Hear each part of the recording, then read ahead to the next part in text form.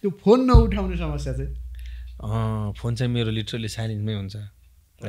म कस्तो हुन्छ भने भाउजूको चाहिँ एक कलमा उठ्छ अरे। अनि भाउजूको त अहिले बज्यो भने बज्छ, मैले त्यही भएर भने भाउजूको चाहिँ बज्छ, उसले के बनाएको थाहा छैन। अनि मेरो के हुन्छ फोन यस्तै डाउन हुन्छ, एउटा मैले भने नि म एउटा काममा इन्भल्भ भएँ नि म त्यही हो क्या।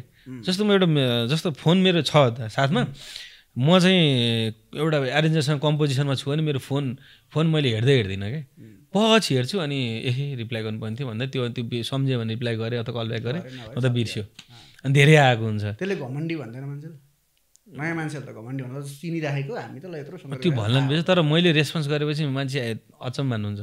मैले यति भन्छु सरी यताउति, म रेस्पोन्सको भोइसमेलले गरेर जिस्केर पेल्न थालिहाल्नुहुन्छ त होइन, म रेस्पोन्स गरेँ नि, कमेडी जे पेल्दिनु भइहाल्यो। अहिले त सजिलो छ। अनि त्यो मेरो जस्तो म अब कुनै विषयवस्तु म काम गरिरहेको छु र तिमीसँग मेरो काम छ भने म त्यो तिमीसँग एकहोरो त्यो बरु कन्ट्याक्ट भइरहन्छु, अरूसँग हुनै सक्दिनँ किन त्यो हुन्छ। अनि म कहीँ गएँ भने त्यतातिर म घुम्न गएँ नि, मेरो मोबाइल फोनै उठ्दैन। अस्ति मुस्ताङ घुम्न गएँ, म 4 दिनपछि मात्रै रिप्लाई गरेँ सबैलाई। एउटा कुरामा इङ्गेज भएपछि त्यसमै म त्यस्तो भएन। भाउजू ढुक्क हुँदा हुन्छ,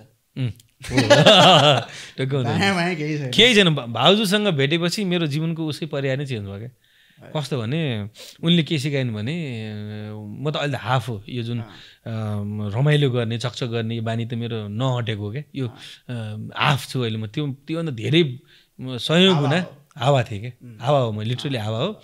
मैले भन्थेँ नि म दोहोरीमा काम गर्थेँ नि, दोहोरीमा मैले कहिलेकाहीँ मेरो तलब मेरो 5,000 हुन्थ्यो, तर मैले कहिलेकाहीँ टिप्सै 10,000 कमाउँथेँ क्या फर इक्जाम्पल है। तर त्यो भोलिपल्ट म भोलिपल्ट 7 बजी दोहोरीमा इन्ट्री हुँदाखेरि मसँग 1 रुपियाँ हुन्थेन भने कस्तो हावा हुला। म सेभिङ अहिले सोच्छु क्या, म त्यो 10मा मैले 5 सेभिङ गरेको भए त्यस्तो बानी हाफ मात्रै सेभिङ गर्ने बानी बसाले भए पनि मैले कति राम्रो गर्थेँ होला। म इन्जोयमा मात्रै क्या। 500 रुपियाँ भयो भने साथीभाइलाई खर्च गर्ने खुवाउने, साथीभाइलाई लिटरली साथीभाइलाई खर्च गर्ने खुवाउने, दोहोरीमै बोलाएर खुवाएर पठाउँथेँ। अनि त्यो कहिले पनि तलब बुझ्थिनँ म, घटाउँदै जाने हो। त्यहाँ के गर्थेँ भने ल तेरो कति तेरो 10,000 भयो है टोटल तैँले पाउनु पर्ने, तेरो अनि कति 35,000 छ बाँकी त्यो हुन्छ। अनि मलाई 2-3 हजार भयो भने दिनुहुन्छ नि, हुँदैन त्यो कहिले घटाउँछ त दिनु न, कोठा भाडा तिर्नु पऱ्यो भने चाहिँ नि उहाँहरूले चाहिँ 4,000 ल नि त 4,000 ल 6,000 चाहिँ घटाएँ भने त्यसै दिनुहुन्थ्यो। त्यस्तो के उग्र भएको त त्यस्तो कहिले बुद्धि आएन। होइन यो सबै मेरो बुवाले बिगार्नु मलाई, बुवा मम्मीले माया गरेर लिटरली त्यो यति धेरै दिने प्रेसर भएन केही पनि। नेभर कहिले काम गरेन मैले घरमा है। पहिला पसल हुँदाखेरि याद आउँछ, घाँस मम्मी मात्रै हुँदाखेरि मम्मीलाई हेल्प चाहिँ गर्थेँ, पसल र घाँसहरू काट्ने मेलापात यताउति कहिलेकाहीँ।